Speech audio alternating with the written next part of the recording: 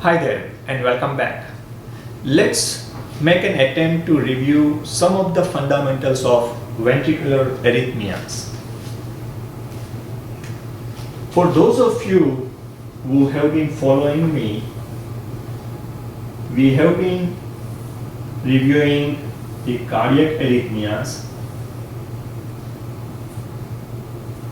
and we started with sinus arrhythmia. Then we reviewed some of the basics of atrial arrhythmia. Then we reviewed junctional or nodal arrhythmia. And let's try to take a look at some of the basics of ventricular arrhythmia today. So let's say one of the ventricle tissue gets irritated. Now that can happen because of some inflammatory conditions, or say a patient or a customer with ischemic heart disease. If going through stress, anxiety, or energy cries, or gets too much angry or upset, it may trigger the ventricular tissue, okay, and it may lead to ventricular tachycardia. Now, when that happens, this ventricular focus will not follow the normal conduction pathway. It will not wait for the SA node. So it will have its own conduction pathway,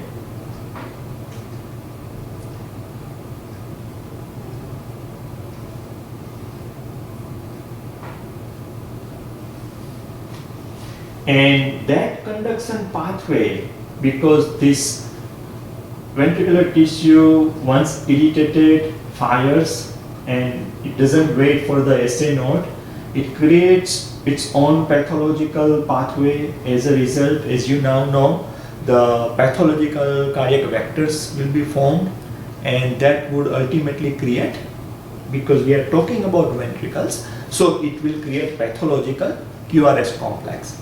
Let me draw here and it will make more sense. So let's say we have a normal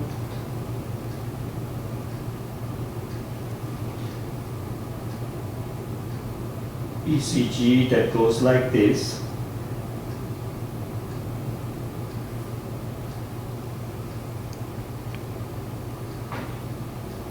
And here, at this point, this ventricular tissue, the ectopic focus, fires.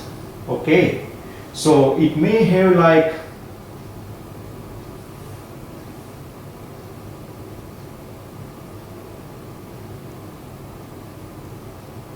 wide QRS complex, and then it may restore to a routine QRS complex, normal QRS complex, and the process continues. And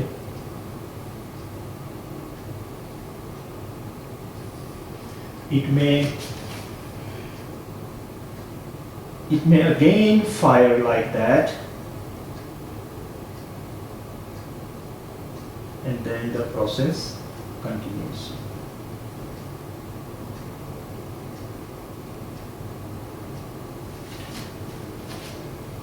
So we can see here that number one, the QRS complex is wide.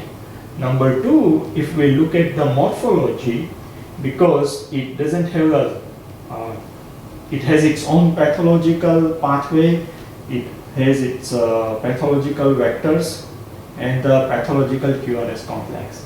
So when we look at the morphology, we can see that this is not unique. Now, if such ectopic firing by one of the ventricular tissue takes place, if sporadic, then generally not that of a concern, generally benign. But sometimes you will also have a situation where you would see that it just multiplies, and what we call as a run-off ventricular tachy.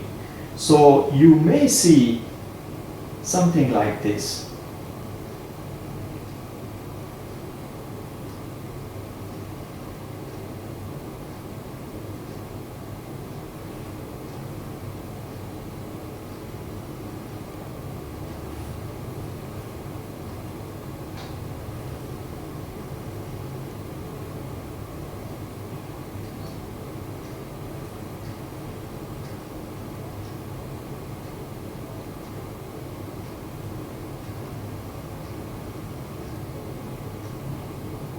And then may revert to normal pattern.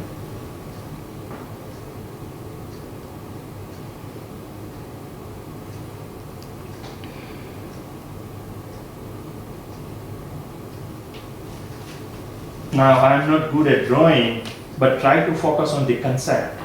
So when you see something like this, and it can have a variety of shapes, this is called runs of ventricular tachy. Okay, this one is called, it is occurring prematurely. The first one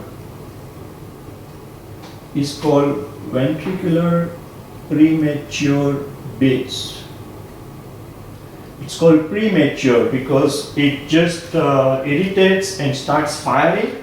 It happens, it doesn't wait, and it prematurely fires. So that's why it's called ventricular premature beats. It happens in the ventricle. So ventricle premature happens before the normal cycle. That's how the name has come, ventricular premature beats. Now that was then reverted back to normal cardiac QRS complex. Here it continues. So things like this called, so this is 1, this is 2, runs of ventricular tachy.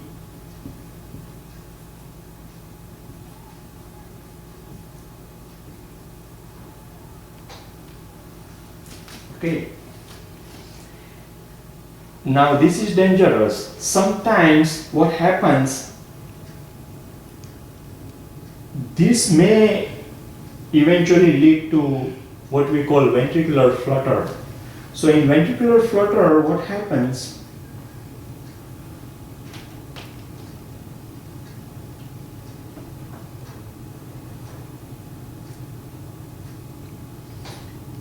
You can have like a runs of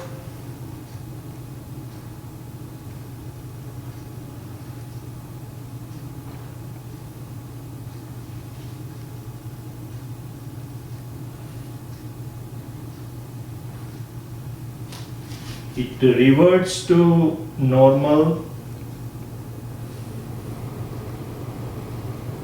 but then it starts to go like this. Now that's called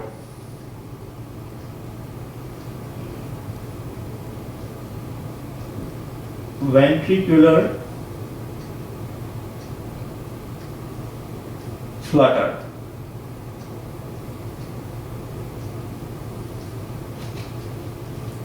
Ventricular premature beat,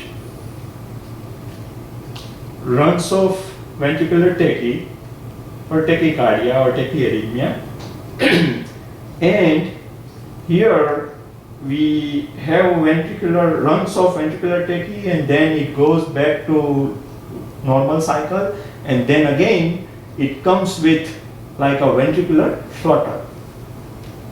Now if ventricular flutters are not controlled, it may lead to ventricular fibrillation. Ventricular flutter may happen in 1 or 2 ectopic focus anywhere in the ventricles, and as a result it has the rate of 250, somewhere in the range of 250 to 350. So that's the electrical activity that is happening in the ventricles, and is so fast that the mechanical activity of the heart is unable to keep up with the electrical activity. So with that, what happens? Heart is unable to keep up. So as a result, hundreds of ectopic focus will start firing up, and that ultimately leads to what we see on the ECG paper as ventricular fibrillation.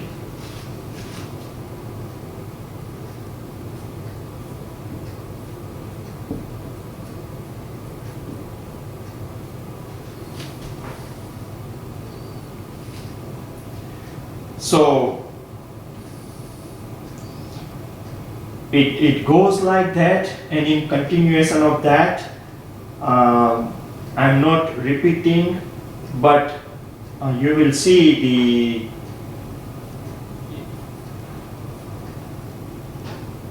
the baseline goes like that,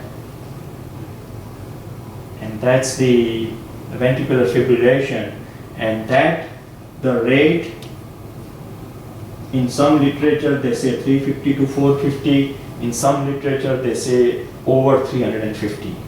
So that's very dangerous. Okay, and these are like small fluctuations in the ventricular fibrillation, as opposed to the one that we see when we look at the ventricular flutter. Okay, and if ventricular fibrillation is not controlled, unfortunately, it may lead to straight line. Straight line, there is no activity, and unfortunately, that reflects that there is no electrical activity, heart is dead.